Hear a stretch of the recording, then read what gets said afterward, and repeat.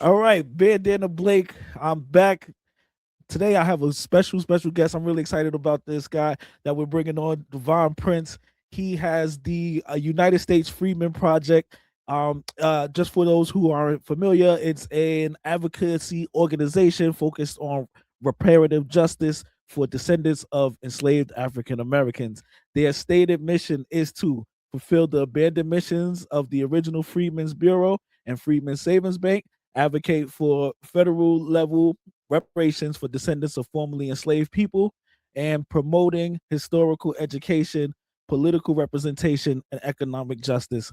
My guest today, for those who are already familiar, and introducing to some, Devine Prince. Thank you, Devine, for your time today. I hope I got everything right in that intro. Let me know Oh, if I missed anything. nah, you didn't listen. I'm sitting off camera like, who he talking about? You said a lot of good stuff. So Excellent. I just want to say, man, thank you for that amazing intro. You hit everything on the head. Just to say hi to those that do know me and familiar with me, and those that don't know me, let me introduce myself and say some of the things that he did not say. Mm-hmm. As you see on the screen now, my name is Devine Prince. I'm the current president of the U.S. Freedmen Project. Thank you, my brother. No problem. And it's an honor to be invited onto your platform. Thank you. To even have this interview and talk with the family. And just chop it up in the way that we're gonna do, in the way the way we do normally, whether we Yeah. online, on being recorded or not. And I just want to say, the U.S. Freedmen Project was born out of necessity. Okay. And so, as we was talking before we came on the screen today, Mm-hmm. I had always like wanted to be a part, or wondered what it would be like to have been alive during that civil rights era, right? Like to just fight for our people and Mm-hmm. advocate for our people unapologetically. And so when this movement came around, I was just looking to get in where I fit in. You know what I'm saying? Like that's just kind of the person that I've always had. Like I don't Mm-hmm. need to be in charge. I don't need to take the lead. Like, if we doing good work, let me know what I gotta do. If I need to be the person that run the errands, get the donuts and the coffee, sweep up afterwards, like I'm Nice. cool. Nice. Whatever I gotta do to make sure we pushing this thing forward. But what I found in getting the US Freedom Project started was that there was no organization, and still no other organization in New York State, unfortunately and fortunately, because we're here, but there was no organization fighting exclusively and solely for those who had ancestors enslaved and emancipated in the U.S. And Wow. so all of those legacy organizations that were supposed to be for us or claimed to be for us, we've seen over time that their mission has been co-opted. And in most cases, it appears that they are fighting for everybody else but us. And if we Mm. get crumbs, then they still count it as victories. And so the U.S. Freedom Project was born because we needed a organization like every other ethnic group has. If you look at any other ethnic group you could think of in New Mm. York State, they have a NGO, nonprofit, or caucus that fights specifically for their ethnic group, and we don't have one. And so now we do with the U.S. Freedom Project, because a long time ago, and I'll stop here and take a breath. My mentor at the time, a mentor of a long time ago, said, if you look around and see that something needs to get done and nobody else is doing it, that means it's you. Mm. And taking that from the business world at the time, because that was my business mentor, and bringing it into this advocacy work, when I saw that there was no other organization doing that, I was like, you know what, let's just be crazy enough to start it. And that's how the U.S. Freedom Project was born. Come August of 2026, that'll be our 5-year anniversary. Time really flew. Wow. So it's almost like, for those that understand businesses, and this might sound like a cheap elevator pitch, but for the family or anybody that's looking to do advocacy work, understand that what you're looking at, the U.S. Freedom Project, we have a 5-year track record, but we're still in our infancy. Like, we're still on the ground floor. So you could get in as this organization is starting to grow. Nice. And creating an organization that advocates specifically for our families, getting us based on, getting us all the policies, initiatives, and contracts that we deserve, based on the historical precedents of our freedmen status that we received by way of the proclamation in 1863 and the 13th Amendment of 1865. Nice, man. Whoa, that's exciting. And one of the things that you said just now that stood out to me immediately, is that you had a mentor, and I think that's such a powerful thing that I've consistently seen with a lot of people who are successful, right? There's a lot of people who have had mentors and people pour into them and teach them things. And I think, that's a very valuable tool. How would you suggest, or what would you recommend to young men watching now who are looking for a mentor or looking for somebody that can build into them? How would you say is a good way to connect with a mentor or find a mentor? Man, that's a great question, and that's a powerful observation because I never really looked at it like that. Mhm. But when I look back on it and look where I'm at now, there's no way I could have gotten as far as I've gotten or done anything I've done without those Mm, lessons from mm, somebody that did it before me, right? And so I think a lot of times, um, especially with all the myths that are floating around in America, just not having to do with us, just in general, about yeah. what it takes to be an American or just what it takes to be a success. Mm, We got that myth, and I think it's one of the most damaging one of that rugged individualism. Like you yeah. get there and do it by yourself, and no one has ever done it by themselves. Once you start looking into the backstories, nobody. Mm, mm, And so, for any young men looking or any young person, period, like whether it's a young woman as well, and if you have identified what industry or what area looking to be interested in or looking to be a part of, find somebody that is already where you want to be and mm, already achieving levels of success and ask them to help you. You'll be surprised how many people are willing to help you, right? mm, And be tenacious about it. Be almost what I call annoyingly ambitious, right? Like mm. just because somebody said no to you the first time, don't mean they're gonna say no to you the second time or third time.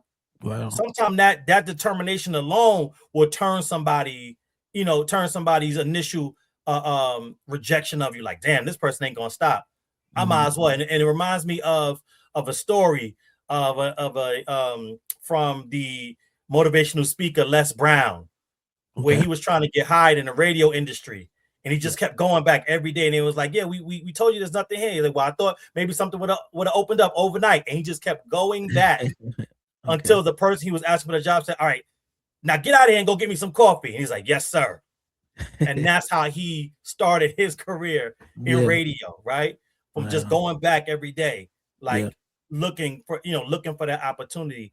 And Mhm, so definitely that is so important. And like I said, mhm, you find that person, and if that first person does turn you down at every turn, go find somebody else. There's mhm, tons of people in the industry that you're looking for right now that are having levels of success. And that's one of the things that the US Freedom Project is looking to become, um or just that example, and mhm. looking to cultivate and down the line create mentorships and just places where young foundational Black Americans, or who we call the American freedmen, can come Yeah.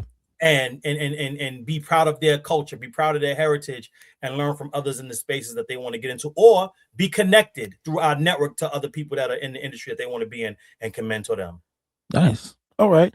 Now, how does your organization define freedmen, and why is that distinction important when you're discussing your reparations policy? Also, people would hear your name, U.S. Freedmen Project. Do you consider yourselves FBA? Would be the first question that they have as well. Oh man, I didn't listen. For everybody that knows this brother, this is my first experience with him, and Mhm. and I know why y'all follow him. He coming with the good questions. This the good stuff, like that old school Sunny D commercial. Yeah, listen, man. I want it bad. I want it bad. I want to be a great journalist. So yeah, I Listen, appreciate you this is even the good saying that. stuff kids go for right here. Yeah. So, yeah, let's break down that conversation because it's nuanced but very simple to get if you're acting in good faith, right? And that's kind of one of the things that I found in this space, that there's a lot of people being purposely obtuse, right? They don't, it's not Mhm. confusing.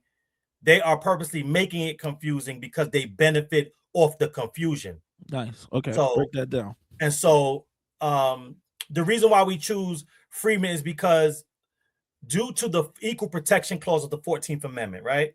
Based on the unique history in this country, and it's all, I promise it'll all tie in. So just walk with me for a little bit, We family here. We that's here. watching. We here to Um, learn.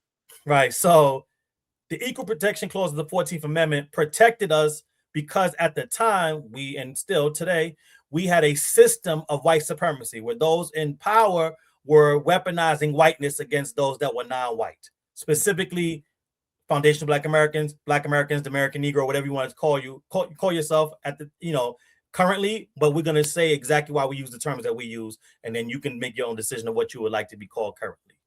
But at that time, they were weaponizing against Black Americans who were the majority non-white in the country at that time. And the Equal Protection Clause of the 14th Amendment stopped them from legally passing all white laws. Because at the time, there was nothing before the 14th Amendment. They could do anything they wanted legislatively, as we see with the Dred Scott decision, where they were saying, Black folks don't even have rights that a white person is bound to respect. Right. And so the 14th Amendment protects us legally from all white policies, but it is a sword that swings in both directions, and rightfully so. Even though it's going to sound weird for me to say that, it prohibits all Black policy, right? Because that's equally discriminatory. Okay. If you can't do something only for white people, then you can't do something only for Black people, or only for Asians, or only for any other racial group in America. Can I sidebar you real quick? Yeah, go ahead. I hope I don't interrupt your train of thought, but that also is interesting because a lot of people have an issue with Barack Obama because they feel as though he should have done a specific thing for Black people. But I'll let you. I'm sure you're going to respond to that in your. I am, and that, and because that's listen, you on it, bro. I love this, and so, right. So now we're here where you can't do policy for only Black people, right? Racially, right. And again, nothing in politics happens in a vacuum, because a lot of people will say, well, how come we can't just use African American? Right? Here's why. Because, and he just passed away, so it's this, we can not speak ill of the dead, but also we got to hold him accountable for what they used him and what he allowed himself to be used to do. Okay. And so I believe there's no hard documents out yet, because especially for Black Americans, things that we call conspiracies just mean the documentation didn't come out yet for most things that we think are truly happening in the country. Nice. So right now, my conspiracy, quote unquote, theory is that the powers that be understood the direction they were going to go. Like most things, these are 10, 20, 30, 40-year plans they lay out. They don't just think about the now. And so in the late 80s, after the crack epidemic, the Democratic Party, or left-wing liberals, or left-wing white supremacy, as I call it, they got with Jesse Jackson to push African American. And African American was supposed to give us a leg up. It was supposed to be something that kind of gave us a more quote unquote respectable name, because you're coming out of the 70s of I'm Black and I'm proud, and we had Black Power with Dr. King and Stokely Carmichael and Richard Wright with the book he wrote. And so they wanted to move us away from Black Power. And so people are like, well, why would they want to move us away from Black and then give us African American if it's just going to be for us? And here is why it doesn't happen in the vacuum. Because in the late 80s, he pushes African American. At that time, African American just meant those of us had ancestors and were enslaved in the US, aka freedmen. But in 1997, and like I said, I believe this was all planned out, the federal government takes African American, because now you take it from Black, which was solely, in my opinion, a United States of America identity for those of us who had ancestors that was enslaved and emancipated. Because even today, you look around the world, most Afro groups do not identify as Black instead of their tribe or country of origin. That's not something they do in their homelands for the most part. Here, that's all we were doing in our homeland for the most part. And so they give us African American, which almost puts us on the same level as an Italian American, Nigerian American, Jamaican American, i.e. an immigrant that has come in over to this country and not those that built it. And in 1997, here's the trick bag. The Office of Management and Budget through the federal government takes African American and redefines it to the definition it still has today.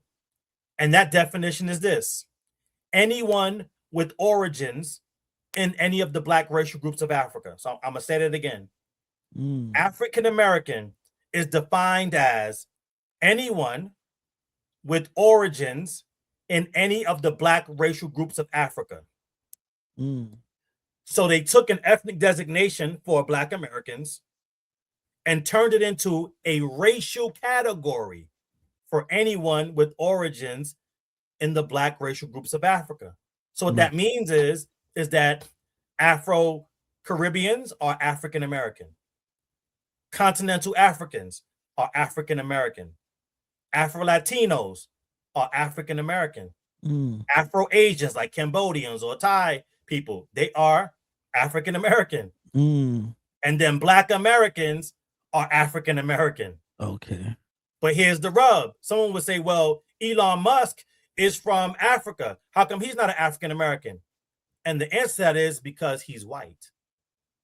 Not because he's not African, because he's African. Right. His people group has been on the continent for centuries. Whether you say they colonized it or took over or did a coup, whatever they did to get that land, the bottom line is they've been there for centuries. They are of African descent. But you would not call them African American because they are white, thus making African American a racial category. And any policy that you would like to write using African American runs right into that equal protection clause of the 14th Amendment. That's the trick bag.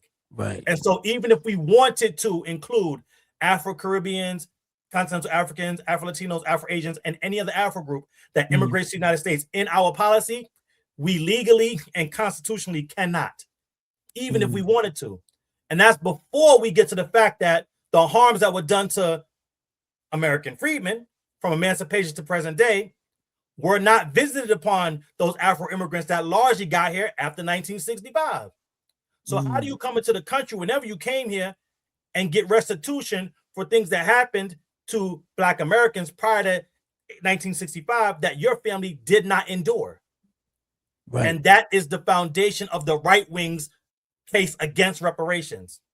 Okay. That Democrats like Barack Obama help keep going because they know that you can't do reparations based on race. But the Democrats will push reparations based on race so that the Republicans can then veto and challenge it and get it knocked down. And they can celebrate because they didn't let Black people get reparations.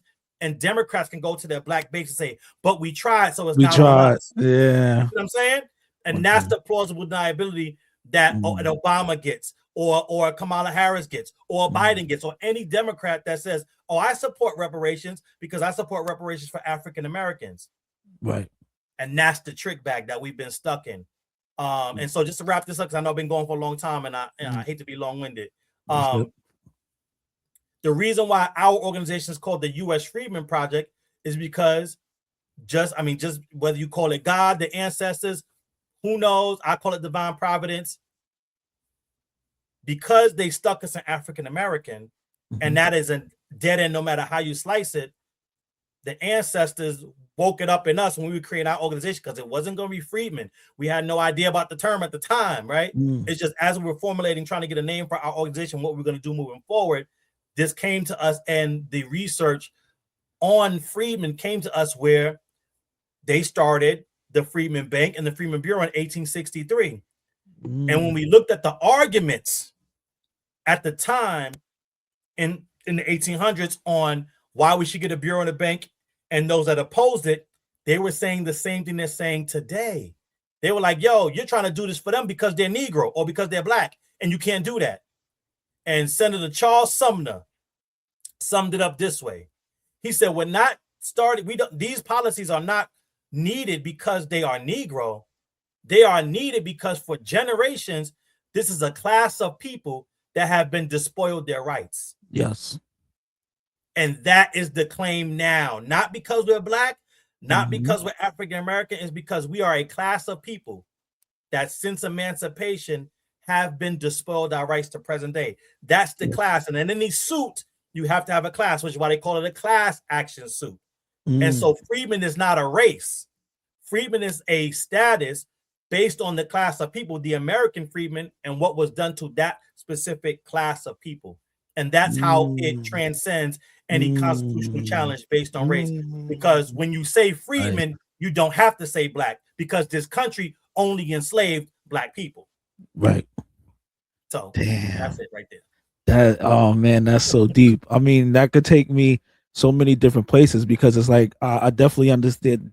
Oh man, the way you just broke that down was so beautiful, brother. Because it's like I get it in a sense of like once you're a specific class, they have to then acknowledge your because it's like just to correlate for some people that may be watching, for a long time Yeah, I please. worked with a lot of people with like physical disabilities, like mental disabilities and things like that. Yep. And there was this one class, especially you're a New Yorker, called Willowbrook, right? And there was a specific type Yes. of class for these individuals who were abused in these facilities and these homes, and they won a class action lawsuit, and they Mhm. were entitled to a specific money. And in the group homes, and a lot of people who've done direct care work or worked with these people, they'll know in the group homes there are specific classification, and they have their own lawyers represent their own legal representation. They have money set aside for all of their different things and needs and things like that. So absolutely, that rung very understandable for me. I definitely Yeah. got that when you broke that down. Thank you for that. Um, so now that we're here, something we kind of touched on before we started the interview. As the last couple of months have gone on, I'm sure it's been even longer. You've been doing this for a few years now. Yeah. Um, I go online, I listen to the conversations, and things like that, and I realize that it seems to be so much pushback, especially like even Tariq Nasheed. We see all the different viral clips of him Right. arguing with different people from all over the diaspora, as they say, right? Mhm. Yeah. Why do you believe it's so much pushback from non FBAs versus what the FBA class or the Freedman class is trying to get done? Why do you Right. think that exists?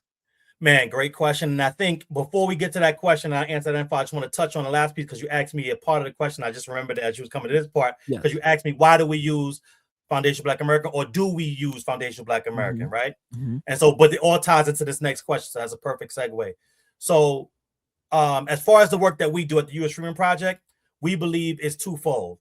So, because we've heard the terms delineation, and there is a delineation movement, but there's Hmm. also another term called disaggregation. Now Mm. they're similar, but they're different. Okay. So delineation is just separating two things that are similar and giving that a specific name, while the other, uh, I guess, almost not identical, but similar thing or person or category has its own name. So that's Right. delineation. Disaggregation is creating data sets for each of those delineated people groups or categories, right? So what I say is that Foundational Black American delineates and Freedman disaggregates, Mm. because Foundational Black American, that's a social term. Hmm. You're just going to use that to delineate. But when we're talking about legality, for that same reason we talked about the Equal Protection Clause of the 14th Amendment, we can't use or write legislation using Foundational Black American because Black American is a racial term. Oh, They're going to challenge it, right? So we right. can't use that. So thankfully, we have a class of people, and that class of people are Foundational Black Americans, right? But Right. using that class gives it extra protections, like you said with that case in Willowbrook, right? Right. And that's the trick. That's the key, right? And so that's the nuance of the conversation that we're having. But people are conflating the two, right? Because Foundational Black American is needed to delineate because of the reasons why you're getting that pushback that you just mentioned when you go online and see it elsewhere. Right. Because we know socially that Black American means those of us that never immigrated here. Our families built it from the ground up. But an Afro immigrant from Jamaica, from Nigeria, from Cuba can come here and say, oh, this country identifies me as Black Hmm. and I'm an American citizen. So I am Black American. And Right. we've had not too much of the first gen Afro immigrants that come over. But once we start getting to the second gen, and especially to the third gen, they start making that their identity, right? They're Hmm. like, no, I'm just Black and American, even though I have parents that are from Haiti or Right. have parents from Botswana. They will still say, I'm Black American because that's the culture I grew up in. That's all I know. Hmm. And so Even though they love to say we have no culture. exactly right. But right, this is what the trick, the semantical game that they play. Yeah. And so what we find is foundational stops all that Mm. because it's a commemorative term that indicates the social class of people, the Black Americans that we know who they are, but because someone can come in and say, well, I'm Black and in America, I'm a Black American. Once foundational is put on the front of it, now you're talking about the people that have built the foundation of the country, and nobody, whether they are second, third, fourth, fifth generation, when their family members don't go back to the building of this country and the foundation of it, then foundational doesn't apply to you. You can't be a foundational Black American and you immigrated from another country. Right. And that's why the term is needed now. And it's not a new idea or concept, right? It's just a new modern term to a term that Dr. Claude Anderson was using for like 30 plus years. Yeah. But he was calling us native Black Americans as in like the native population. Like if you go to Mexico, those Mexicans are the native population there, right? If you go to Jamaica or Panama, those that are there, whether they are Afro-Panamanian, Afro-Jamaican, or other race Jamaican, that's still the native population because they've been there. That's their home, right?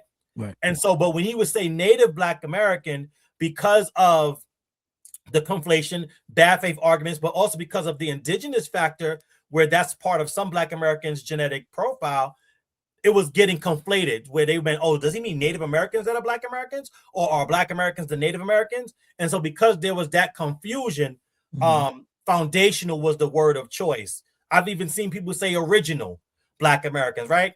But foundational is the one that's stuck and is the most popular one right now. And so that's the one we go with because it is a term that is self-explanatory, right?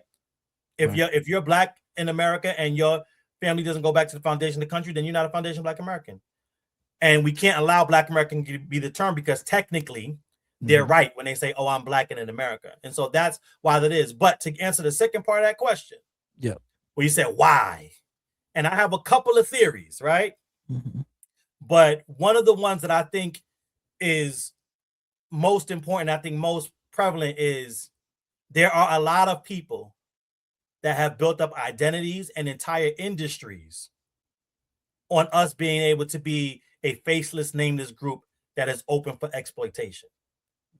And so a lot of those groups that are pushing back on us the most are those that benefit if we don't delineate.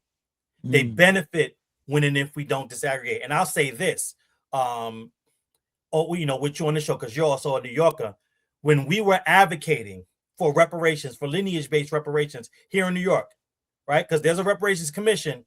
That one is built on a bill that uses racial language. So nothing is coming of that unless they change the guidelines under which they are operating. We've been telling them that. That's what you saw me speak at those meetings. I'm telling them, hey, we already informed you and educated you guys on how to get reparations right and constitutionally sound, and y'all ignoring it. So when this thing goes up and nothing comes of it, you're not going to be able to say, hey, guys, we tried. It was the Republicans. No, we're going to lay it at your feet because we're telling you how to get it right beforehand so you can make the shift and the pivot if you want to. Right. But when we were advocating for our constitutionally sound bill, we had Afro-Caribbean politicians telling us to our face that, no, we cannot advocate or push this bill in the way you have written it, because if our constituency, meaning other Afro-Caribbeans, if our voters can't get a piece, then they will not support it.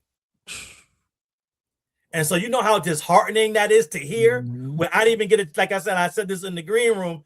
Like I came into this fight fully expecting to fight right-wing white supremacists, because why would anybody on the left wing be against us getting justice, right?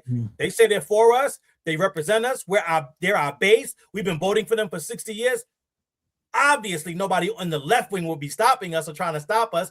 I'm gearing up my fight for the right-wing white supremacists and all their bad faith talking points and tropes. And since I've been in this fight for the last 5 years officially as a member and now president of the U.S. Freedom Project, I haven't gotten a chance to fight one right-wing white supremacist. Hell, I haven't even got a chance to fight one left-wing white supremacist. The people that are pushing back on us the most in this remedial justice space are Black and Afro-immigrant Pan-Africans and Democrat shills.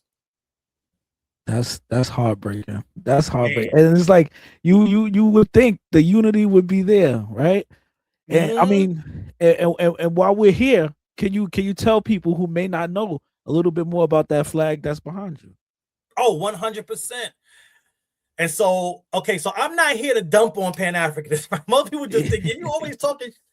Can I curse up here? I don't want to. Of course, yeah. Okay. I want to knock nobody's shit. Listen, people always like, you popping shit. You always pop shit about Pan-Africanism. But I want people to understand how even with good intentions, something could be so detrimental to our unity and push forward as an ethnic group.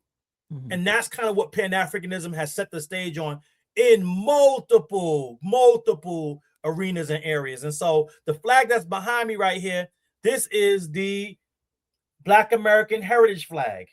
This flag was created in the 1960s.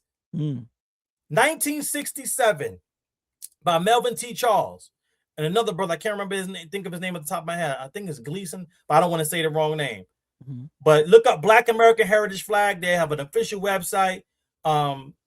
Melvin T. Charles and his partner created this flag to honor, right, aspects of our African ancestry, but also to highlight how we are not African anymore. We have now a heritage being Black American that needs to be respected above and beyond our African ancestry. And that's important because that's all we're saying, but the conversation gets twisted up in bad faith to say, oh, they just don't want to be African. No, it's not that we don't want to be African. We are not African. Right. Black Americans are an amalgamation of various tribes from the continent of Africa, various tribes from the continent of Europe for multiple reasons that we don't need to get into, and some of us have various tribes from the North American continent in our genetic profile.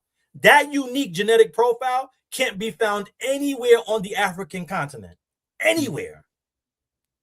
So by definition, we would not be African. By our genetic profile, we would not be African. What we are is an ethnic group that has African ancestry. And that is two very different things. But again, because of Pan-Africanism and this need to say, no, we're just all African peoples, no matter, it's just different places that the boat dropped you off at, that's highly disrespectful for many, many reasons. One, there was no boat that just dropped us off. If we're going to tell the full story, there were whole African tribes on the continent that partnered with the white supremacists to sell us to these different stops. So we got to tell that part of the history. Two, we are an amalgamation of various African tribes alone, right? Because we weren't just, most of us can't trace ourselves back to one singular tribe. Because they were forced breeding people from different ethnic groups on the continent when we got here. And then obviously the admixture from the Europeans, and then also admixture from the native populations that were here in North America that were also being pushed in and reclassified and we were procreating with. So that's a new creation after centuries away from the continent. Yeah. That's disrespectful to the Black American culture, disrespectful to the Jamaican culture, because they have a similar story to us. There's a different admixture. But they came from the continent and then built their own culture. Every island in the Caribbean and every country in the Caribbean did the same. All those Afro-Brazilians did the same. It's disrespectful to call them. But here's what I find interesting about Pan-Africanism is that they only push that, oh, you are only Africans in America. They don't push that on any other ethnic group. I've never heard them say, oh, y'all just Africans in Jamaica. Y'all not Jamaican. Or y'all not Trinidadian, you're just Africans in Trinidad. Y'all not Brazilian, y'all just Africans in Brazil. They never say that. The only people they say that to is Black Americans. And what's interesting about that is if you look up history, and I was just looking at this today because of that shit that Dr. Umar said with his dumbass doctor. We about to get there. We about to get there. Let's go to that. We about to get there. Research on that. Black Americans in the United States of America are the furthest away from being African than any other Afro group in the country where Africans were imported to those countries. By 1680, most of the enslaved were American born, meaning they never saw the continent. And by 1850, the overwhelming majority of our enslaved ancestors were third, fourth, and fifth generational Black Americans already. Where they had been in the U.S. for generations. Now juxtapose that with Jamaica, Cuba, Brazil. In 1850, you still had Africans being imported directly from the continent to those islands and those countries. And so when somebody says, well, look at Brazil and how they keep their African ancestry and traditions intact, that makes sense. Because in 1850, they were still actual Africans coming over. Direct connections. Yeah, right. They had those direct connections. Where in America, that was almost non-existent. We're talking about people that were here generations already. Mm-hmm. And so, this idea that we're just Africans is a way, again, to keep us formless, because if you can do that, then you can exploit us. And if you can exploit us, then you can say, hey, reparations isn't just for the American freedmen. Reparations is for everybody of African descent, because all of us were harmed. And that blurs the lines between our justice claim and a ahistorical account of history based on what I call the religion of Pan-Africanism. Because, and it's really a more modern version of Pan-Africanism, because you look at the staunch Pan-Africans of their day, like Queen Mother Moore, Malcolm X, even Dr. King, to a certain degree, of working with Africans. I wouldn't call him a Pan-Africanist, but these Black Americans or American freemen that were Pan-Africanists, they weren't like, hey, let's just all pretend we're African and let's just give up our home in America. No, they were like, hey, listen, we need to get redress for those of us that were enslaved and emancipated here in the U.S., and we need to set up systems so that when our brothers and sisters from the diaspora come over, they're not subject to what we went through in this country already. That was the aim of Pan-Africanism, not to pretend we're all the same. It was to say, look, we're going to get our just due, and then we're going to do everything in our power to make sure the country doesn't do to them what they did to us. And that gets perverted once we get to maybe late 80s, early 90s, with the new iteration of Pan-Africanism, like with the NARC and COBRA, IBW 21, here in New York, the December 12th movement, and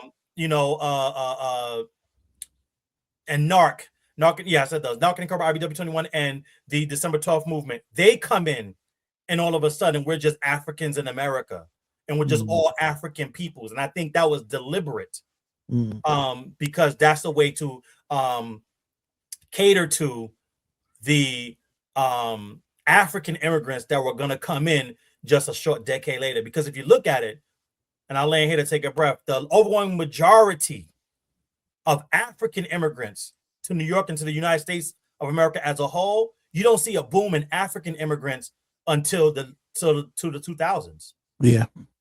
Before that, the first boom comes in 1965, and then again in 1980 under Reagan, and that is almost all Afro-Caribbean immigrants coming over.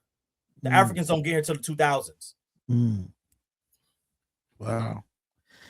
All right. Now,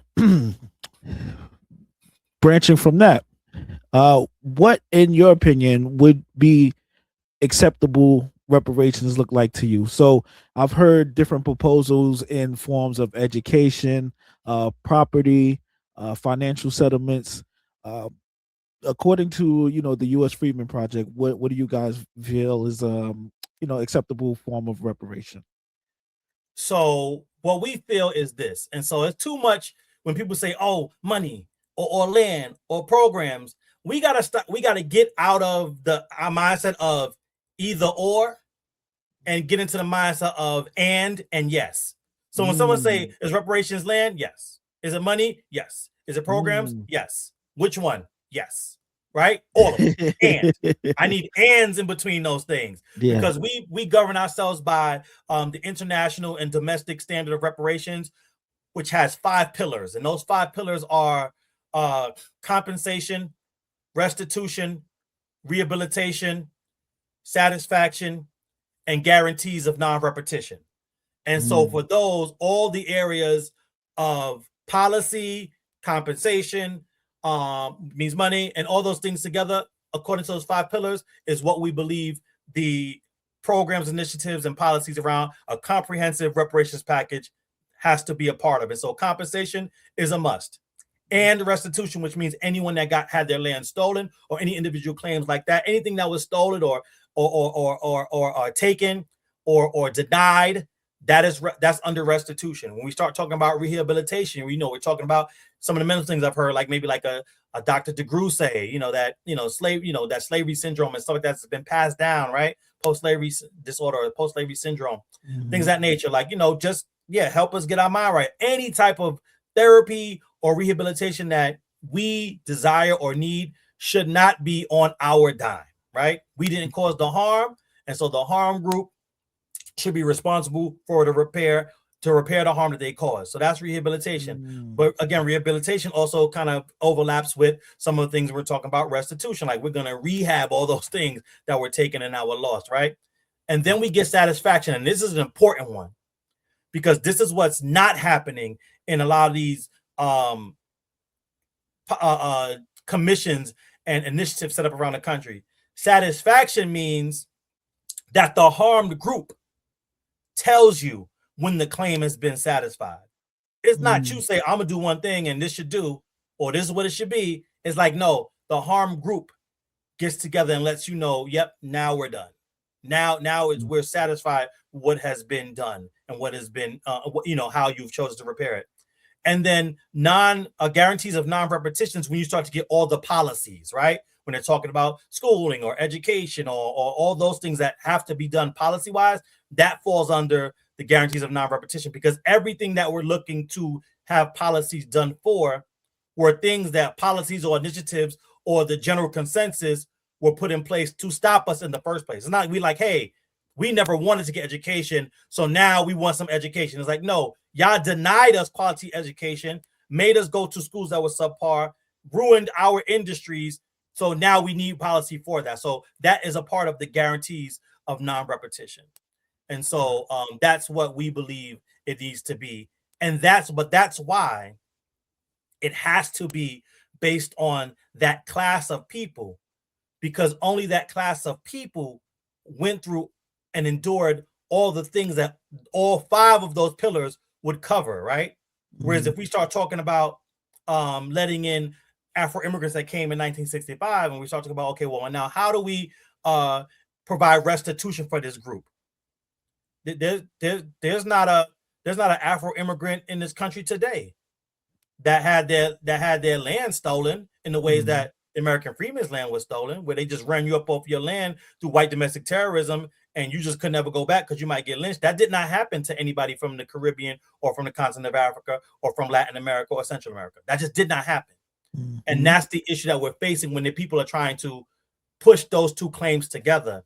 Right. And so one of the things that we say all the time is that racial justice, though it's a worthy cause, is not the same thing as reparations. Those are not the same. So we have to separate those claims out, because once you put reparations with racial justice, that becomes a race-based claim, and now nobody's getting nothing. But if we separate them out and you attack racial justice for what it is, because that's mostly going to produce universal programs. But we talk about reparations from a standpoint of class and status. Now we talking. Now we cooking, where you can get your justice claim satisfied as the diaspora or anybody that faced discrimination, and the American freedmen can get ours because it's a distinct and unique claim that's different from anybody else, any other group that came here willingly. Excellent. Okay, I see, that's simple, easy to follow. I think a lot of times where sometimes the conversations get lost or the support even gets lost is that people take these high level conversations and don't break it down to a basic understanding level for the common everyday person. So sometimes the common everyday man checks out and be like, all right, I don't know what's really going on. But when you break it down to a level of the 5 pillars and the basic understanding of how we got to this point, sometimes people just say, oh, will you just pull that number out your ass? No, you're coming with solid reasoning and even historical examples to show like these are the things that have been done and set in place before, and now we can continue along those lines for this class, and there should be no issue with that. I absolutely can get with that. So thank you for that. Now this is where we get good here. Okay. Dr. Umar. Recently, Dr. Umar had this to say on an interview. I'm going to play this, and then I would love to get your reaction to it once we're done here. Let's see what Dr. Umar has to say here. So my movement to counteract the negativity of these movements we're discussing is going to be the DAFA movement. DAFA, descendants of African freedmen in America. Remember, Loom, after freedom came, we were known as what? Freedmen. That was a legal classification. We were the freedmen. My 3 times great-grandfather George fought in the Civil War. My 4 times great-grandfather Steve fought in the Civil War. My cousins Lewis and Charles, the sons of Frederick Douglass, fought in the Civil War. I'm a descendant of freedmen who fought to keep this country from being divided. And we have rights as freedmen. So we're fighting as descendants of African, not no American. You ain't never putting that in no title, no organization of mine. Descendants of African freedmen in America. So now, with that said, what are your thoughts on DAFA, Pan-Africanism, as we touched on earlier, and ADOS? Oh, the floor man. is yours, sir. I'm a descendant of DAFA. Listen, so I did a video on this, shameless plug. My name is Black American Proverb on TikTok. And so on TikTok, I actually clipped that up and then debunked it right after. And it's only a 2-minute video. It didn't even need to go long because it don't have to go long, right? And so I'm not going to take long here with debunking that, and I'll get to the rest of the conversation. So here's a couple things where Dr. Umar loses himself. One, like I said, by 1850, we were already multi-generational Black Americans. So by the time 1865 gets around, 1863 and 65, when we become emancipated, we're not African anymore. Here's the definition of African: a native or inhabitant of the continent of Africa. That's all an African is. African isn't race. African isn't a tribe. African isn't an ethnic group. All an African is the same thing if somebody says, oh, you're a North American or you're a Central American. That just means you live or a native of that part of the continent. That's all an African is. Because there is no universal identity or culture for all Africans that they all identify with in practice. Why? Because there are 50 plus countries and thousands of different tribes with thousands of different cultures and ideologies that do not work with each other or view each other as brothers and sisters on the continent. So that could never be a unifying term because it's not even working for them. That's one. Two, the only way someone would have been an African freedman is if when the first Africans came over, then they were emancipated. That would be an African freedman, right? Or the closer thing to it. Yes. Because they still will be technically an American, but at that time, if they just came over, then when emancipated, I could rock with them if you wanted to call those people African freedmen. So, but here's the thing. Here's another thing that he said that's so laughable. He said, nah. African freedmen. You're not going to put no American in the title of any organization I got. So it's going to be descendants of African freedmen in America. Like, bro, you just said you don't want no American in your name. But the second A is American. Like, what are you talking about? So, but this is the issue I have. All jokes aside, with Pan-Africanism, right? Yes. Is that it is delusional and is devoid of all logic. That's why I call it a religion, because religion is based on faith. Religion is just based on whatever you decide to believe. And so if you believe in it and have faith in that belief, then it becomes true for you and others that identify with that ideology or religion. And that's all Pan-Africanism is, because it's always been a theory, because unity based on Africanness has never been a thing. Long before the white man ever touched base on that continent, they were enslaving, raping, brutalizing, enslaving, and enslaving some more. And they still enslave each other today. So this idea that we can have Pan-African unity around the idea of being African when Africans have never united based on being African, what are we really talking about? We're talking about an idea that would be nice in theory. I would love to see global unity based on melanin. I would love it, right? Because when it comes to disparaging us and putting us on the system, a racial caste system globally, as we saw with the BAFTAs, every white person around the world got on code to become experts in Tourette's to justify that N-word, right? Yeah. And so it will be great to have a unifying force based on melanin to combat that.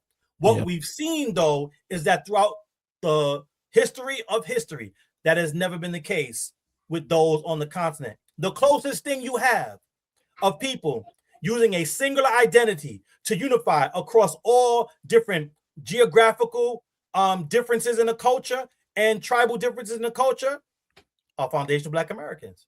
Because we came from multiple different tribes. We have many miniature subsets of culture in different regions. But because we have family and because of the migration patterns of this country, and all of us are related to a certain degree, we never looked at each region as a totally different region that was a separate ethnic group than us. And so we're the closest thing that you have to people saying, let's just create a universal identity and combat this thing they call in white. So it don't matter if you Gullah Geechee, Creole, from New York, from South Carolina, from Georgia, Alabama, West Coast. Yo, we got to come up against white folks. And what we created was Black folks. Wow. I never looked at it like that. Yeah. And then everybody else that came over to the country just adopted and emulated the Black identity that we created. Because when you go back to their homelands, and I challenge anybody to challenge me on this, find an ethnic group around the world, an Afro-ethnic group that identifies as Black in their homeland instead of their tribe or their country of origin. You will not find it. So this idea that they're like, no, we know we're Black, that's why we don't have to say it. No, you don't know you Black.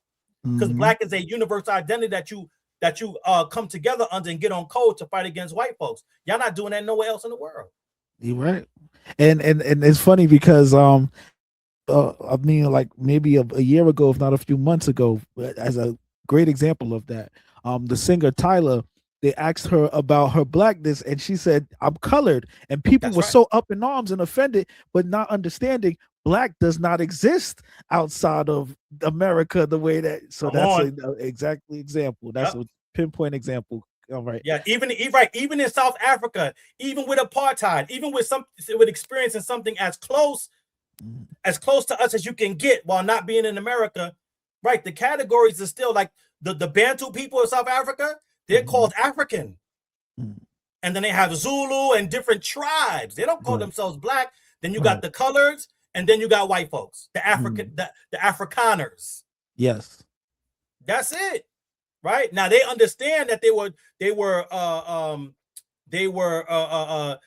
denigrated and marginalized based on being Bantu Africans or quote unquote their race, because you have the white people and the colored people elevated above them. But at the end of the day, none of them have a tribe that they've labeled Black, that they identify as. They all still identify as their individual tribes, and will take up that tribe over another Black tribe instead of uniting all together to get what's owed them and take back stuff that maybe the coloreds or the whites were given or took from them. It's a bizarre concept to us because we're like, wait, what?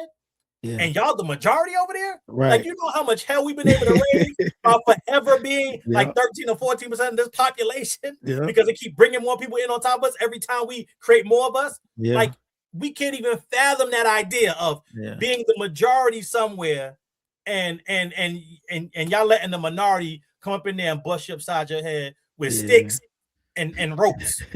not even AK. Like, listen, they gotta roll tanks out and tear gas.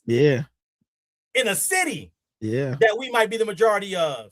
Shit, I couldn't even imagine what would happen if there was a country that we was the majority of and somebody was coming in trying. Man, listen, that's a whole other conversation for another day because I want to get to the next part. We talk about ADOS. So the issue with here's the two issues I have with ADOS. Okay. Because I was around when they were first formulating before they became an organization. See, what happened was in the infancy stages of ADOS, it was a hashtag much like BLM. Yes. So when something happened, and we already know the issue with BLM, so I'm not saying it was a good thing. I'm just saying we all know something happened online. BLM. That doesn't mean you was in the BLM movement. You were just trying to say, yo, Black Lives Matter. Right. So at the time when ADOS came around and was at its height of popularity and people using the term, it just meant American descendants of slavery. At the time, that was the delineating term of the day that people were using. People could get down with that. They were like, yo, okay, American descendants of slavery, that's what I am. Cool. And we got people out here fighting and banging for the lineage and saying it's a lineage-based term and we need something because African-American don't work. Boom, let's use it. I even was using the term to do advocacy and stuff like that and put up posts and things of that nature online. But one of the next clarifying terms was, hey, we're not talking about American descendants of slaves. We're talking about American descendants of slavery, the institution. So that is most people say, oh, that's just a distinction without a difference. That's wrong. That's a distinction with a strong difference. See, because Dr. King called us American descendants of slaves, right? And now we know the term slaves is a little, one of those words that's more taboo now. And, we all know the term, the concept of no one was born a slave. They enslaved us, but nobody's born a slave. And I get that too. So that's why I don't use that term too much as far as the slave. But that is a more accurate label if you said American descendants of slaves, because at the time we were enslaved and that's what they called us. And so we are descendants of those slaves. Right. When you say American descendants of slavery, the institution, any institution has multiple parts. So when you say American descendants of slavery, one is the institution. You can't really be a true descendant of an institution. You're descendants of other people. But let's just go with that concept of slavery. Right. If the enslaved are a part of the institution, then the enslavers are a part of the institution, because you can't have slaves in the institution without those that are enslaving them. Just like you couldn't have an institution full of enslavers if there was no one that they enslaved. And to bring that point home, there is an article done by Reuters, and you guys can look this up, where it says the descendants of slavery in government. And it shows all of the presidents that we've had in the U.S. government and some senators that are descendants of slavery, just on the enslaving side. And so, being that we have to be very, very careful with language, if we were to ever try to write legislation, we're trying to create set-asides for people of American descendants of slavery, and we already have this journalistic piece out that are calling, rightfully so, descendants of enslavers, descendants of slavery, the institution. Now you can see how the trick back can be easily snuck in to say, you know what? Those people deserve reparations. In fact, there's more of a precedent of them getting reparations than those of the enslaved, because they already got some before. Yes. And so the next part of that what makes that term and that movement almost obsolete to a certain degree is that it was not an organization. It was just a term that was denoting a lineage. Unfortunately, its founder, Yvette Carnell and Antonio Moore, came out and was like, hey, we've been thinking about turning this into an organization. It needs to be an organization. So people were like, well, what happens if you don't join the organization? Can you still use the term ADOS? And they were like, no, we're going to trademark it. And if you use the term, then we're going to take up legal action against you, because we own the name. And we want that name to be only for people of the organization that join it. And so now you took a term that already had flaws, but that was supposed to be a delineating term for the entire lineage, whether they agree with you or not, right? Right. But now you're saying if you don't agree with us and you don't conform to our ideological position, then you can't even use the name, and you shouldn't be using it to identify yourself. And that was the issue. And that happened, and I think they did that in either 2022, 23 or 24. I can't remember the exact year now. 2026. It might be 2024, but it could be 2023, because they haven't even been around as an organization long. And when they did that, that kind of killed their brand. Yeah. Because there was a bunch of people that was like, well, I don't want to join the organization. I didn't come here for a lead. I just came with us. Let's highlight this lineage. And so now they are the ADOS Advocacy Foundation. They're still around. They still do, where I see them still doing work here and there. But the bottom line is they really, really shot themselves in the foot by trying to wall the lineage and saying, yo, if you don't come down, be a part of the organization, you don't join one of the chapters, if you don't become a member paying a member that pays dues, then you can't consider yourself ADOS. And then where it becomes confusing is that you say that, but then whenever you're doing advocacy out and about, you'll say, oh, we're fighting for all ADOS though. And so it's like, but then if I try to call myself ADOS without being part of the organization, then you'll come and take legal action against me. So it's like, how can you be saying you're fighting for ADOS, people that don't even know that they're ADOS or identify as ADOS, but if they identify as ADOS and don't become a part of your organization, then you can take legal action against them. So who are you really fighting for? Just people that are part of your organization. Right. And so that's what I think about them, based on, just my firsthand experience with them as an organization and as advocates on the ground. Yeah, man. See everybody. He been in the field. He been in the field a long time. Oh, He been around. He been around. Okay. So just to shift a little bit, some argue that reparations could divide Americans. Right now, this is the part where you haven't even been able to get to the white supremacists, right? But when we eventually will get past the tethers, some argue that reparations could divide Americans along racial lines. How do you respond to that concern? That's such a bad faith argument because the country has never been united along racial lines. There's never. Like I've heard, like it's so funny because as we're pushing this now, and both sides don't want us to delineate, right? And I'm gonna get into that for a second, but I just want to say this part because I heard it was one right-wing person. They were online. It was like, where did all this race talk come from? Because in the 90s, I just didn't hear it.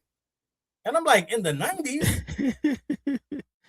So, and you're not a spring chicken. So right. Where were you when LA was on fire? Right. In the 90s, like where were you when Rodney King got beat? That was the 90s. You know how much stuff. Where was you during with OJ? I was about to say the OJ trials. Yeah, where were you? What were you looking at on TV? Right. And back then we only had TV, so it's not like you was watching streaming services. And then we all know, growing up at that time, that it didn't matter what you was watching on TV. That was breaking news, and it cut right in. You couldn't even watch what you wanted to watch, so you had to watch it. So, but this is the cognitive dissonance that they have, right? Whenever they start thinking about the past, it's always these golden glory years where it was like, no, but we were all getting along. And what I find with white supremacists, whether they be on the left or whether they be on the right, as long as you quote unquote know your place and you're not making any economic progress, they cool. Yeah, they cool with you. They'll be cool with you. They'll smile on your face. You know what I'm saying? They might even let you date one of them or two, right? But the minute you start making economic moves, that's when the shit hits the fan. That's when, you know, most people don't know this. And for those that do, you know, great, but keep sharing it. Most of the lynching wasn't like people that were committing crimes or people that, you know, they were, that was the riffraff of our society. Most of those of our ancestors and our ethnic group that got lynched were business owners, landowners. It was a jealousy involved in the people that they lynched. These weren't nobodies or just a riffraff. These were business owners and landowners. There has always been a resentment for when we get what we are supposed to get or earn something in the way they say, oh, pick yourself up by your bootstraps. But every time we did it, they came and ransacked our cities. Yes. Killed us and ran us off. Yes. With impunity. Yes. Right? That's the part. Not that they did that, because in most cases we held our own in places. That's really what made Tulsa turn into Tulsa, because they tried to come lynch that young brother, and them veterans from the war was like, nah, not today, not on my watch. And they bust back. That's why the white folks had to go get the state agents. That's why they had to go get the planes, right, to drop bombs on Tulsa, right? And so this is what happens when we fight back. They know they have to go get them state-sponsored bad guys that's going to be able to keep them out of prison when they do it. Yep. Everybody else, they can slap them upside the head with a stick and a rope, and they're going to be like, all right, nigga. And you good. You just going to give up. That ain't never been our get down. Never. And so, you know, that's why, you know, they've been able to do all those things to us. They had to, like I said, they had to have the power of governments behind them to do what they did, you know, to us. And so, yeah, I'll land there. All right. Well, so as somebody who's been learning a lot about everything with the Freedmen Project, the reparations, and the FBA, you know, because a lot of these things we have to learn on our own, right? Because these aren't really things that are taught to us in our school systems. These are the things that you have to do your own digging and your own information if you don't have family members who teach you about it or people who point you in the right direction. So for those who are watching, and there are many who are unaware or not as well versed in their history due to that lack of the education in schools and things. Where would you advise someone to begin reading or researching to learn more about their history and more about these historical things that we're speaking of? Oh, that's a great question. I think one of the first books that I would recommend, even though we've had some ideological differences at this point, but there was still one of the first books I read that helped me open my eyes, and I still would recommend it.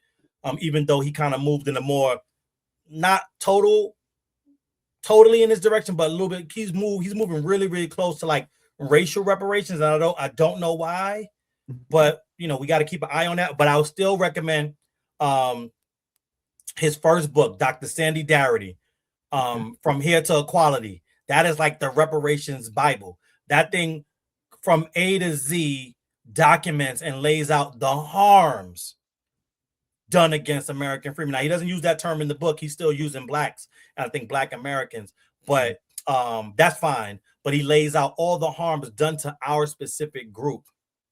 And it's like one of the best front to back cases for reparations I've ever seen, where you cannot read that book and say, oh yeah, I don't think we owe these people anything. That just would not happen if you're dealing with, like I said, in good faith and you're totally objective, right?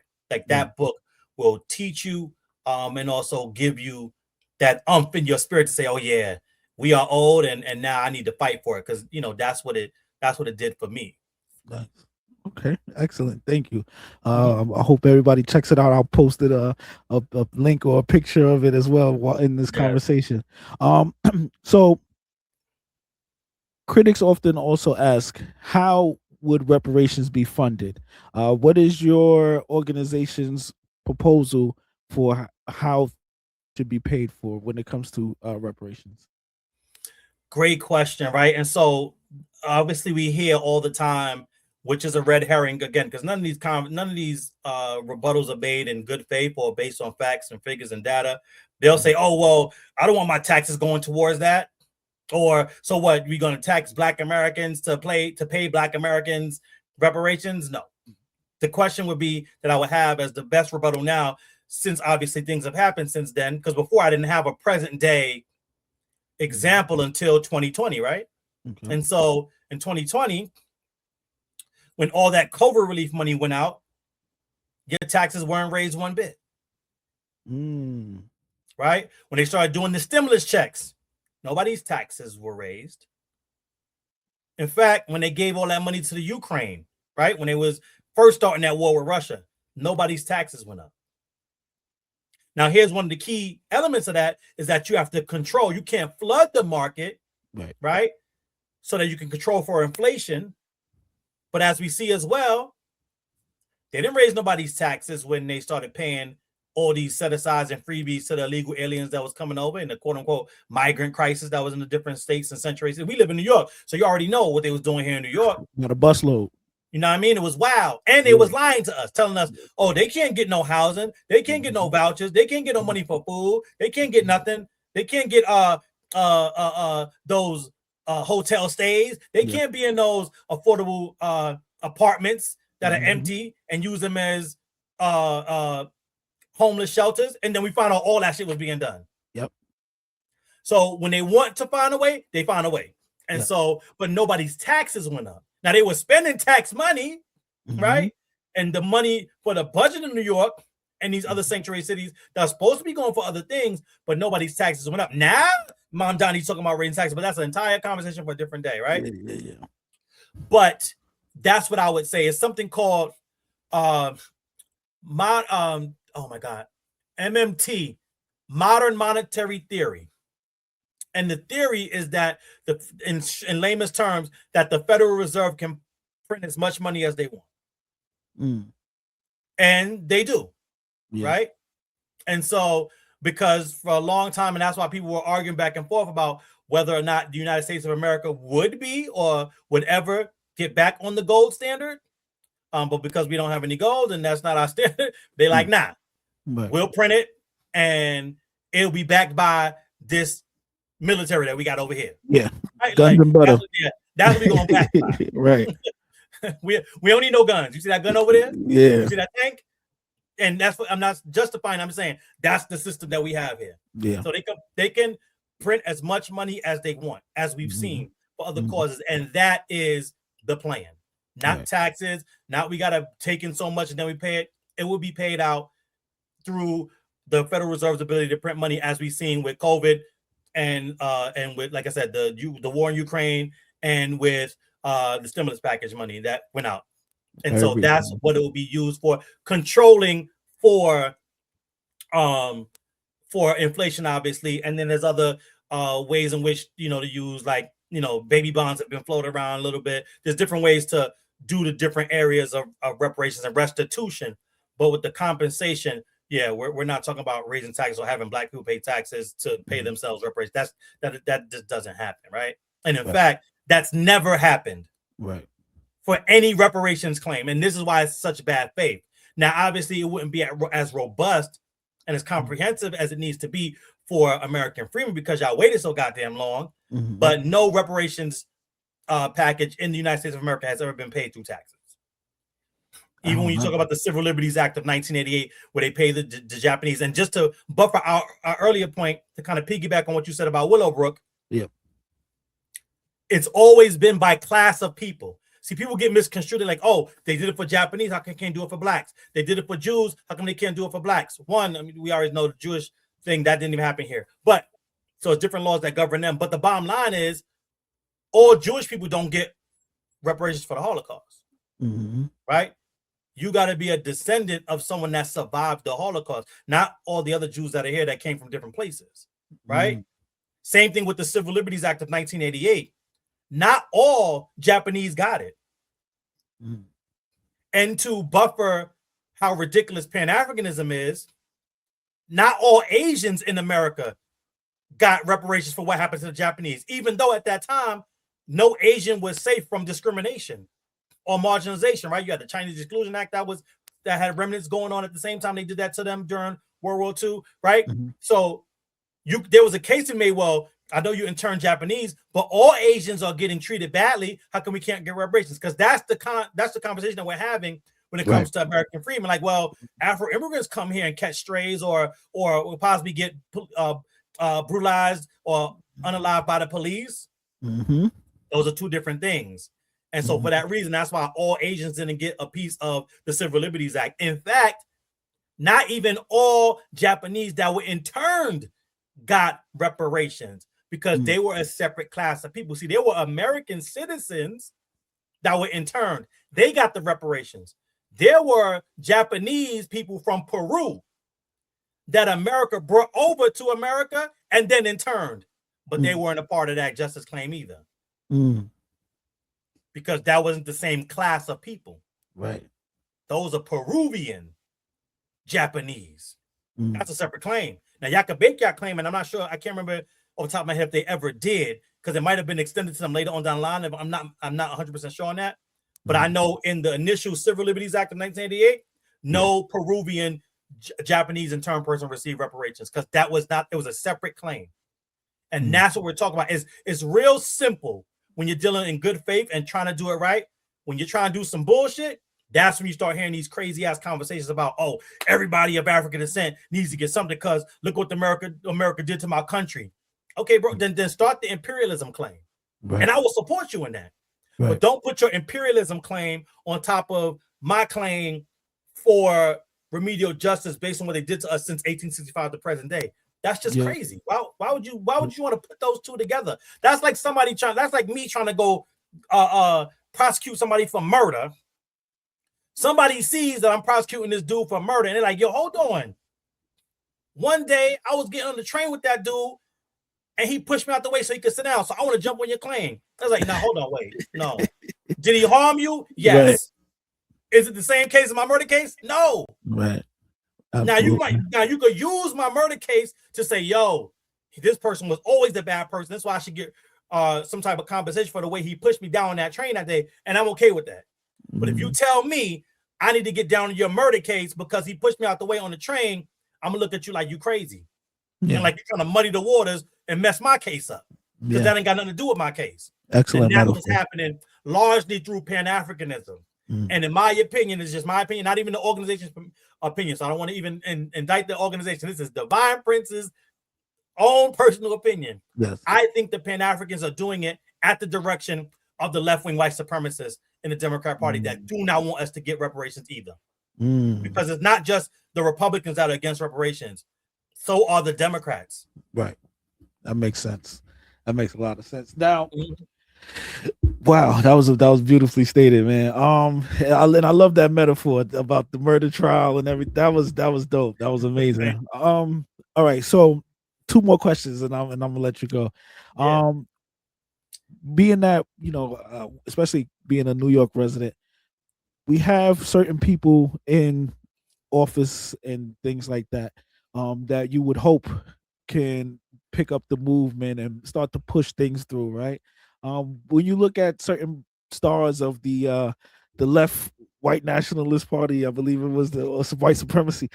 You have the Hakeem Jeffries of the world, the Jasmine Crockett's, these people who we are now finding out are like heavily APAC paid off politicians. What hope is there in a sense for us getting these things pushed through when some of the people that we push and or propped up rather for us to believe that they're for us and for the people, how do we start to do we have to, I don't know if it's more so a question or if it's just a conversation where it's like, do we have to start finding people in our communities and supporting these people and pushing these people into position, because it's like the people who are presented to us, when we dig further in, we see, all right, they were given to us, they're not from us, you know what I mean, in that sense. What are your thoughts on that? So my short answer is, like I say with reparations, yes and yes. So everything you said is yes and yes. And so shout out to my brother Marcel Dixon out of South Carolina, who ran a race against Jim Clyburn in South Carolina for that congressional seat. And though he was unsuccessful in winning, he really sparked, I think, an ember that's going to become a flame in this Foundation Black American or American Freeman grassroots movement, right? And I say that because he showed us what it's going to take in order for us to get politicians that we know will ride for us like we ride for them. Because currently, especially when we're talking about in Congress at that level, there's none I can point to say, yo, this person is really down with the grassroots and really down for pushing something forward for Black Americans, for, Foundation Black Americans. Like, there's not one, what Hakeem Jeffries is my personal congressman, right? I don't know how many times I've reached out to have meetings to introduce this Freeman language so we can get some stuff, and I've been rebuffed and turned down or just paid lip service. Right? Unbelievable. And he's affectionately been called APOC Shakur, right? Yes. And so we have a bunch of APOC Shakurs, right? And so when you have somebody like him, and what's so sad is the legacy that he comes from, right? The other Jeffries, right? That was riders. I think I even saw a picture of him with a dashiki on in college, right? Yeah. So, and this is another thing that we have to be careful of as we start to cultivate this new crop from our Foundation Black American grassroots, right? In the wake of Jesse Jackson's death too, right?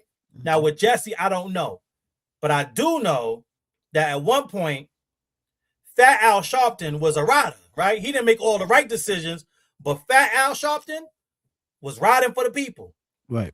And a lot of our leaders that now we look at their present day coons, we like, hold on.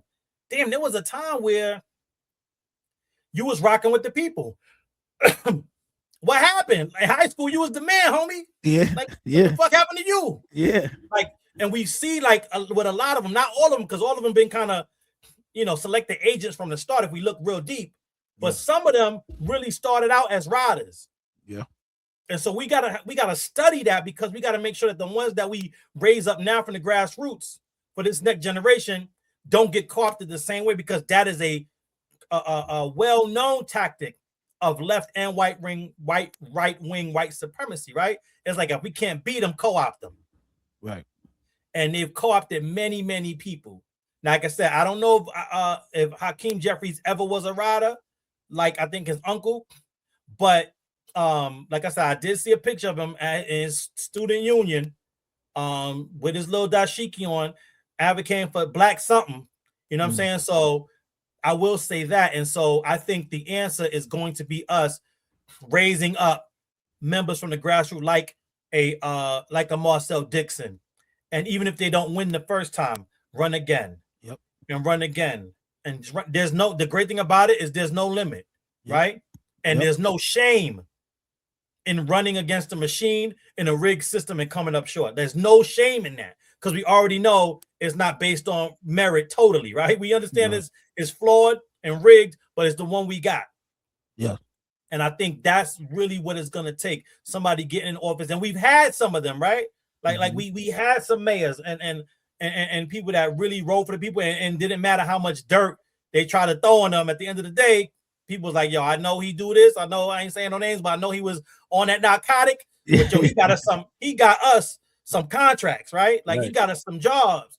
Like, so we gonna look past that and let it rock. Cause you know what I'm saying? Like, this is just what we have to deal with. So we're gonna have to raise them up. And I think now is the perfect time, especially with all that's going on and how galvanized on code the Foundation Black American Family has been. This is the most on code I've ever seen them in my life. Yeah. Yeah. Right. And so this is nothing to sneeze at. Yeah. Right. And so, and I think during this time we have to be, and this is what the U.S. Freedom Project is, one of the things that we're focused on is building our people power. Right. Because we know we don't have the pockets like the people that pay Hakeem Jeffries through AIPAC. Right. We don't got those pockets yet. Right. Maybe we'll create it where it's no longer taboo, and some of these people with long pockets will either come out willingly or maybe on the low, you know, throwing us some donations that are tax deductible. Who knows, right? We don't know what the future holds, and we're hoping that's the atmosphere that we build in. Yeah. But the bottom line, so everybody knows, is that in our 5th year and moving forward, the U.S. Freedom Project is looking to be the organization of all organizations for those of us that had ancestors enslaved and emancipated in the U.S. to the point where nothing moves in this city without them coming through us. And by us, I don't just mean those of the U.S. Freedom Project, us as a lineage, as an ethnic group, where they have to ask us, hey, look, we trying to do this, or this person's trying to run. Do we got your blessing? What policy do we need? Because we have to become policy over party. Yes.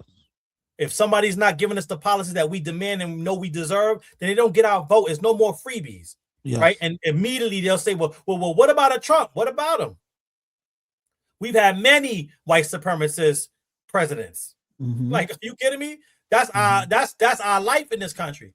And we found ways to move around that, get around that, and still be here. And not just be here, where if we were our own country, here's what's crazy. And why the continental Africans in particular talking crazy about us is crazy. Right. Because just based on our spending power and what we've been able to accrue in America, if Black America was its own country, we'd be at the top of all African countries for GDP. In fact, we would still have a higher GDP if they aggregated 3 or 4 or 5 or 6, even up to 10 certain African countries together. They would still be less than what we have as a country. I mean, if we was our own country. And that's not to impress anybody, right? But that's just to say, look at what we've been able to do. Yes.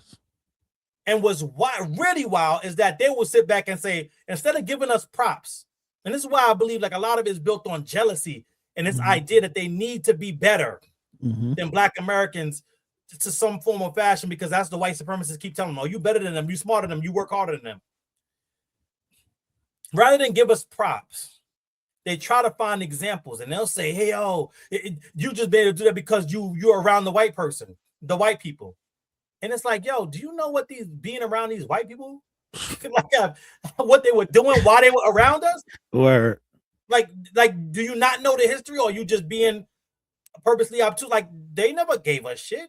Like, we had to force them to give us everything that we've gotten in this country. It was by force, right? In blood. And threat of force. And on top of that, it's like, okay, so if you feel like it's because we were around white people, And that's why we got what we got. And it's a bad thing because we wouldn't have it if that's the case.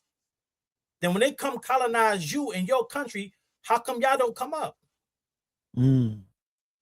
Like what's I don't understand. If white people were the secret sauce and they're in your country now colonizing you, who's coming up besides the corrupt leaders that were already up? That's why they got there. So we can't say, oh, well, the officials are coming. No, they was already corrupt. And so it's like, why y'all not coming up? Excellent. And it's just a disservice. And one of the things that we got to come to grips with, and what I've come to terms with, it's a sad reality, but a reality nonetheless, is that the jealousy that we're seeing from the diaspora is something that they've always had. Yeah. Like we grew up here in New York, right? So I'm gonna just keep it a buck. Like what I've seen, like, because I grew up in, just for full disclosure, you from New York, so you know what I'm talking about. Most people don't. You know, I grew up in a specialized school system, right? So I went to, my junior high school was Mark Twain, and then my high school was Brooklyn Tech. And in all those schools, I didn't know what it meant then because we didn't have this language, but I was the minority of the quote unquote Black people. Yeah. I mean, if I was like maybe one of three foundation Black Americans. Everybody else was Caribbean. Yeah. And I'm saying that to say, in school, everything was cool. When I would go to their homes, because we're talking about second generation, right? Second gen, their parents are the ones that immigrated over. Yeah. I go to their homes and like, oh, where you from? You know, because I'm intelligent, I'm well spoken. I'm from a foundation Black American. This idea that foundation Black American households are less than, that's just a myth, right? Yeah. And so we couldn't be talking no kind of way, especially not in front of nobody else's parents. Yeah. Shit, I'd have got back. Listen, shit would have went down that could get my parents arrested. So I won't even talk about what happened. But and things like that came out. But because I had manners and because I was smart, those parents was giving me backhand compliments that I didn't know were backhanded compliments now, right? Yes. They'll be like, oh, you're not like the rest of them. Yeah. And so now I've never been a street dude, but I got many family members and cousins that are from the streets. Because that's another element of our community and culture, whether we like it or not, that's a part of it, right? Yeah. Now they will always run me off the block if I found my little smart ass trying to hang out with them. Like, nah, this ain't you. Get out of here, before I slap shit out you. Like, get off the block. But I'm saying that to say I was around them. So when I'm hearing that, because it's the same way that my parents will talk to me about where I belonged in the hierarchy of our family, I just thought they meant, oh, you're not like those other street dudes that's out there. And I thought it was a comment. I'm like, yeah, no, I'm not. What they really meant was that you're not like the other Black Americans. Yeah. To the point where a lot of them will be asking, like, where's your family from? And I'm like, no, we from the South. We moved here from Georgia and the Carolinas. No. Like, nobody came from the island. I'm like, what island? You know what I'm saying? Like, I'm young, so I don't even know a lot about the diaspora or the other countries. Yeah. And they're like, no islands. I'm like, no islands that I know of, right? Yeah. And they was really, what they were saying was, yo, you can't be Black American. Yep. Because you're smart. Matter of fact, you hit a two to my child.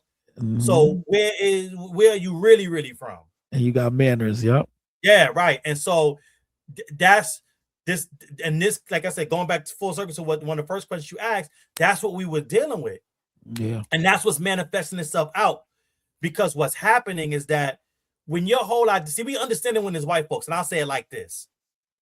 We've all heard that colloquialism that states, when you've lived a life of privilege, equality feels like oppression. Yes. See, so that is apropos for white folks. What we didn't know about the Afro immigrants that's coming over is summed up in this way.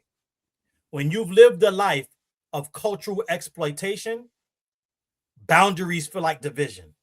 And so what's happening is that we had a group of people that we were so inviting to, because we were always about that unity. That's what we was on. You Black, you my brother. You Black, you my sister. We family, because we already know what white does. So let's come into this Blackness thing. What we didn't know is that the Blackness that was coming in was foreign Blackness. And it was like, yo, I'm okay with you as long as you don't show me or try to upstage me or show me that you are better than me. We cool. We can be cool.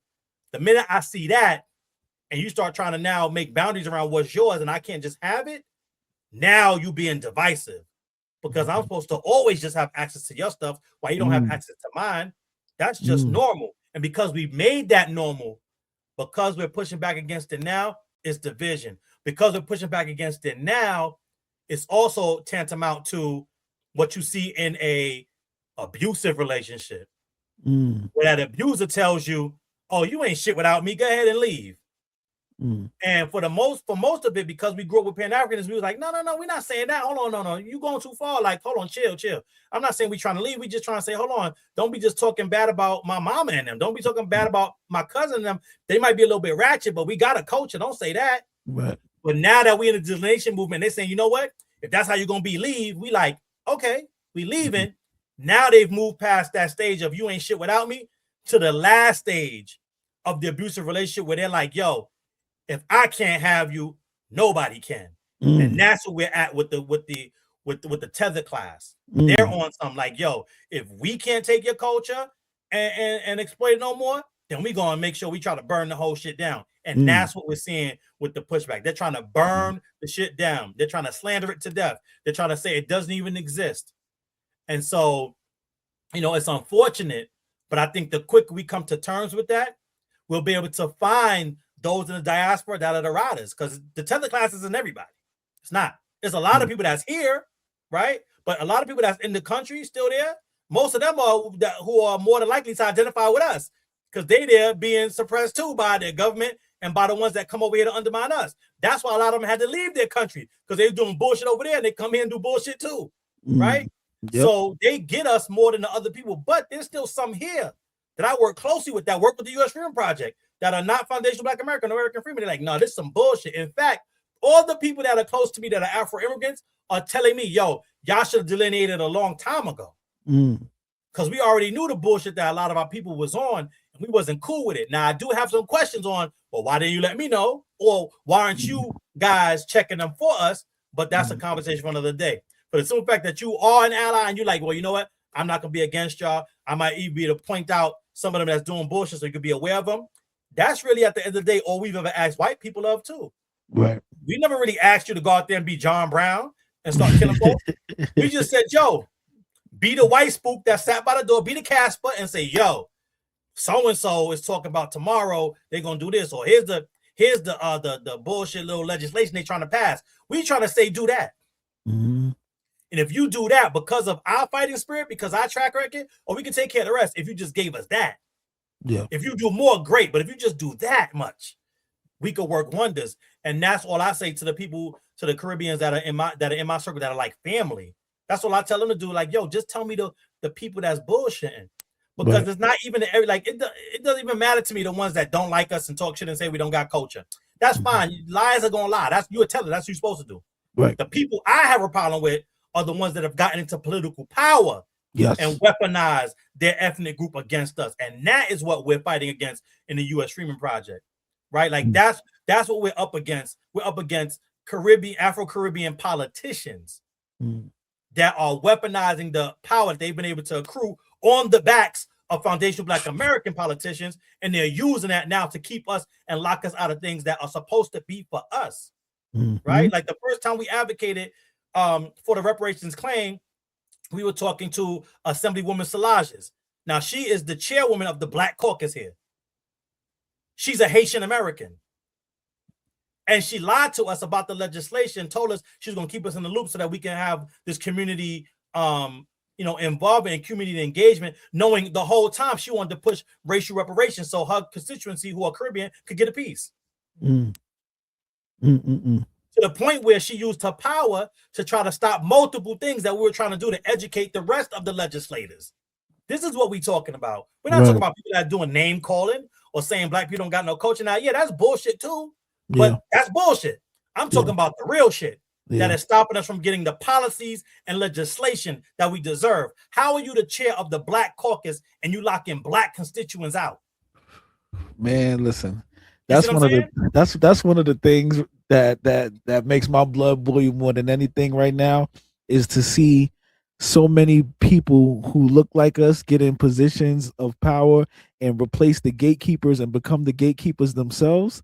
That to me, you are worse than the original oppressors, because it's like you witnessed what happened and ran to that spot and did the same, if not worse. I have I have nothing for people like that, man. Oh man, that makes my blood boil. Listen, Devine, it's been an amazing conversation. Thank you for your time. And I just want for anyone who wants to join the movement, support the movement, reach out, learn more about your movement. Is there other chapters around New York City, things like that? Give us your social medias, everything like that, please. Perfect. Yeah, man. Again, thank you for this opportunity to be on your platform. Listen, this is the first of many. You know what I'm saying? I know it took us a while to get connected, but yo, anytime you want me to come on, you doing any other type of program, anything, it'll be my pleasure, man. I love having these type of conversations. And they just bring a lot of stuff back to my remembrance because, man, 5 years feels like a short time, and then at times 5 years feels like a long time. And I forget a lot of stuff that we've done. Like you mentioned, like saying, "Oh no, he's been in the trenches, he's been in the game for a while," and it's like, damn, I really have. It don't feel like that long, but when I start to think back on all that we've had to encounter and overcome to get to this point, in legislation, in public, other organizations and advocacy groups that do lineage-based advocacy for their group while trying to sabotage our group, it's like, wait, it's been a lot that's going on in New York. So there's so much more like specific and pointed conversation we can have around that the people need to know. So again, I'll be more than willing to come on any other time. So yes, you can find us at the www.usfreemanproject.org. That is our official website. We are excited because after 5 years of being in our embassy, again, we always say we're building people power. We know we don't got the money power behind us, but we have just accrued enough money to get a real nice website. So look for that. That's coming soon. But the old one still works. It's still live. You can still click join, and we will get your information and reach out to you. We have orientation style informational sessions to kind of onboard you, let you know what will be required of you if you decide to become a volunteer, a member, or just join the newsletter. You can do all those things. Yes, we take donations, but you don't have to donate. We're really looking for people power at this point in time. But if you want to give some monetary power, we won't deny it. Because none of us are getting paid out here, but we're also not trying to get rich off it, right? So this is, that'll just help with expenses traveling because we go up to Albany to advocate. We do informational sessions virtual and in person. We just did one in Queens in Roy Wilkins Park. Oh, nice. The 17th. We were just with the civic organization in there for Black History. We talked about disaggregation and just shared some information about the double V victory, because last year was like the 180th anniversary. So we just talked about those veterans that came back and had to fight fascism abroad and racism at home. Just highlighting our stories and our history, because like you said, it's not taught anywhere. So the more you learn about history, the more it'll bring our current justice claim into context for you. And like I said, for us, it just invigorates us. So find us at www.usfreemanproject.org, where you'll see the join now.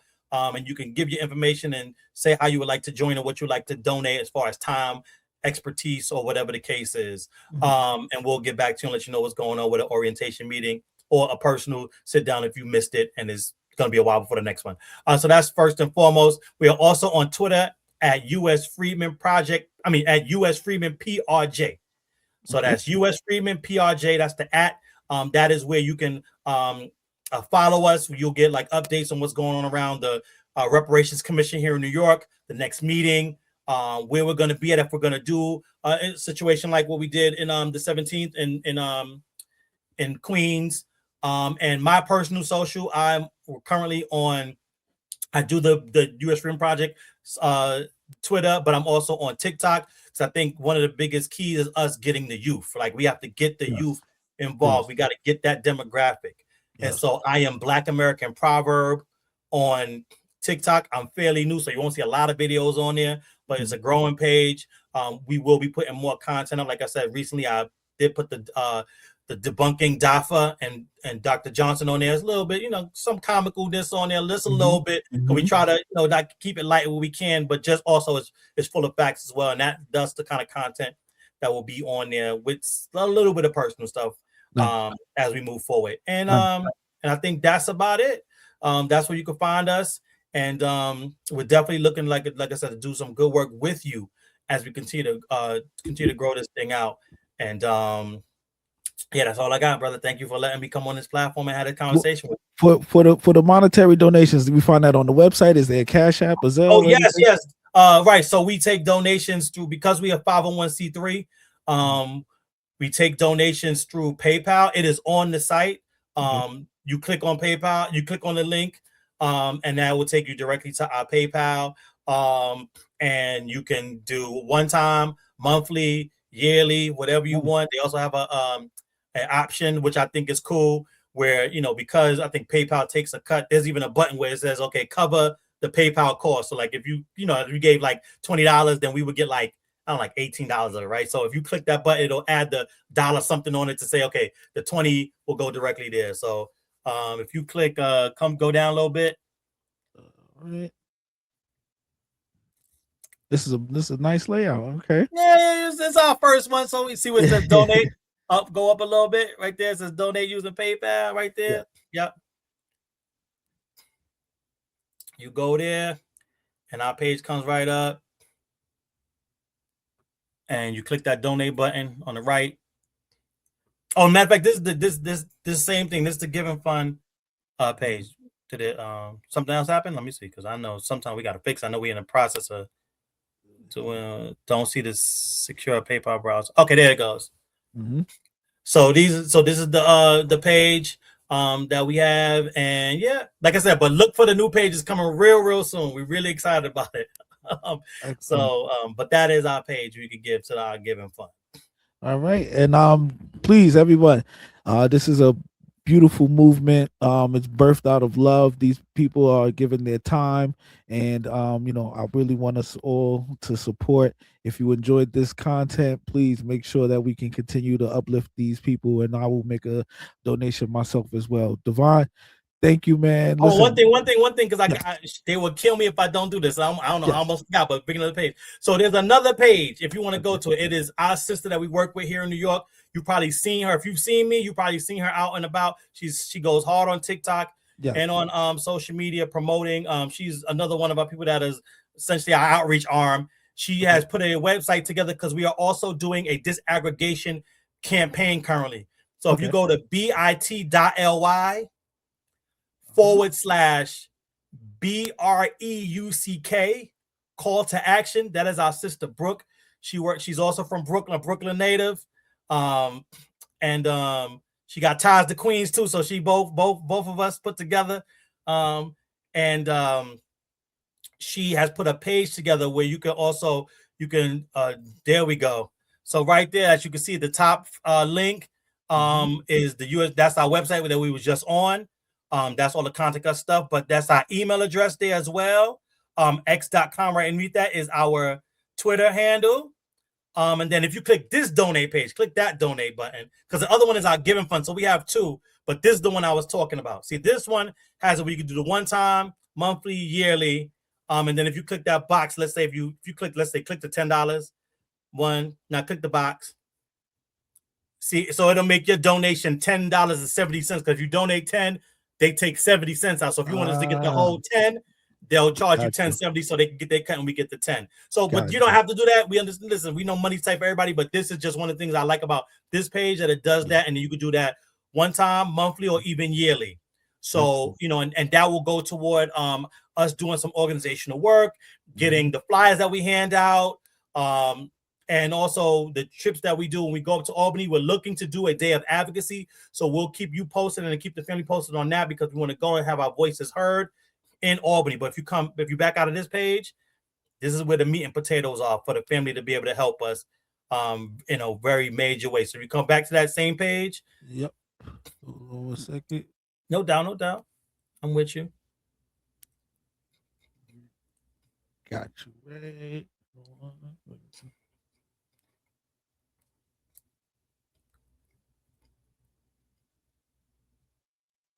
This page right, here. so now if you scroll down so we can go through them real fast and we can get us out of here. So these are 5 emails. We have 5 email letter campaigns right now to help us push this aggregation.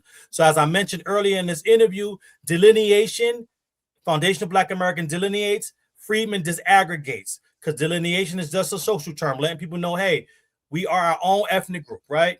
Yes. This actually gets our group disaggregated in law and data and things of that nature, so that we can have numbers to show what's been happening to our group, because currently we're all aggregated under the term Black/African American. So when you look up stats, if you want to get stats on Jamaicans, it will be under Black/African American. You want stats on Nigerian, it's under Black/African American. You want American freedmen, it's under that same category, right? For the first time ever in 2023 is where they did a breakdown based on ethnic group, and we were able to see some of the disparities that we need to address, but we can only address it with disaggregated data. So in 2023, they did something called the Communities of Interest Report. It was done by the CUNY school system. And that's like the first time ever that you had data broken down by ethnic group for the Black/African-American group. And so what you're seeing on this page is just 5 different letter campaigns. 4 of them go directly towards disaggregation. So the first one, you will send a pre-written letter. You don't have to come up with the words yourself. It's already there. And you will be sending an email to all the politicians in New York that already did disaggregation for the AAPI community, which is Asian American Pacific Islander, and for the MENA group, which is Middle Eastern North Africa. So they already disaggregated those 2 groups. So we're like, listen, if you did it for them, you could do it for us. So you're sending an email urging those politicians to support disaggregation the same way they did for AAPI and MENA.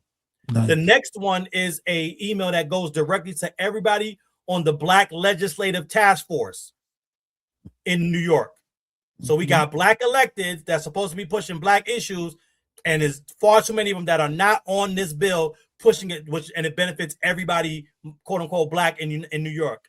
So we have to ask ourselves, why are they not on it yet? But instead of just asking them, send these emails to let them know they need to get on it, and that you're a concerned constituent. Nice. The next one, after that, that's the one I just highlighted. That goes to all the legislators that voted yes already. The third one goes to, the fourth one goes to, I see what she did. Okay. This one goes to Kathy Hochul, because any legislation that comes out of the New York State legislative body has to go to the governor for her to sign it.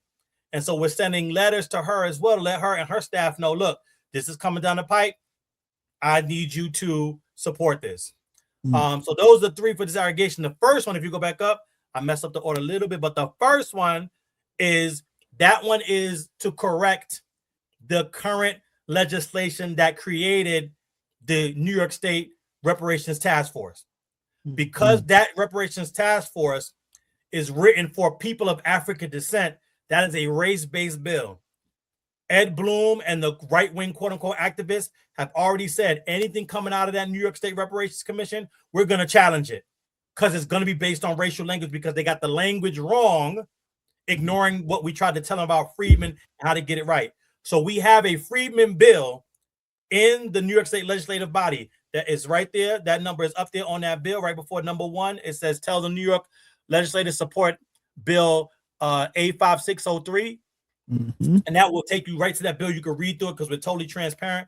But that's sending emails to every legislator to say, look, take a look at this thing. We need to amend the current legislation if we want to have anything positive come out of that New York State reparations legislation. Because if you keep it with that language, it's going to get challenged based on the 14th Amendment in the Constitution, and it's going to get thrown out. And we're not gonna accept, oh, I tried, it was the Republicans, because it's not. We know it's you. So this is how we're holding them accountable. And the last one, where it says request the commission get numbers USA. What is happening, another symptom of Pan-Africanism and the way in which we're using racial language, we're ignoring the legacy of our greats like Frederick Douglass, like Barbara Jordan, like Coretta Scott King, like Dr. Claude Anderson. These are people, A. Philip Randolph. These are Black American icons that told us from back in the day all the way to recent times that immigration hurts us as the native population here. And so there are numerous studies that have been done throughout time that shows us, not just Afro immigration, that all immigration is a net negative for foundational Black Americans. But because of Pan-Africanism and saying all people of African descent need to advocate together, we're supposed to take the brunt of that harm so that those coming over from other countries can still benefit from what we've worked on. And we're saying, no, we need someone to come into this commission. And since we're advocating and talking about and measuring all harms, you need to let us know how immigration on the record has harmed foundational Black Americans. And so there's already an organization that we are familiar with called Numbers USA. It's a foundational Black American brother by the name of Andre Barnes that is ahead of that portion of the organization to highlight harms through immigration for our native group. and we're asking them to bring him in as an expert speaker so he can lay that report down and lay that presentation down on the record, so we can start having real conversations about how a coalition moving forward looks, because we can't keep taking all the harm and everybody else gets all the benefits. That's just not going to work anymore. Right. Excellent. And that's that. Excellent. Hey man, listen. Once again, thank you for your work that you guys are doing. The sister Melanie Brooke, we're gonna have to get her on the sister Brooke. We're gonna have to get her on the next one that you guys. Next time I bring you on, we can get both you guys on here. Maybe we can find somebody out there who has some type of opposing views, and let's have a dialogue about that. And I will listen. Like I would love it. I would love that. Excellent. So again, Devine Prince, everyone. U.S. Freedmen Project. Check them out, support them, and thank you for your time, Devine. Man, no doubt. Again, thank you for this opportunity to come speak to you and your family, and I can't wait to come back. And I just want to leave the family with this: we were freedmen then, we're freedmen still, and there's nothing like a freedman's will. Let's get it. Let's go. Like and subscribe to my daddy's channel. I hope you got a good day from my daddy. Make sure you watch the videos. Make sure.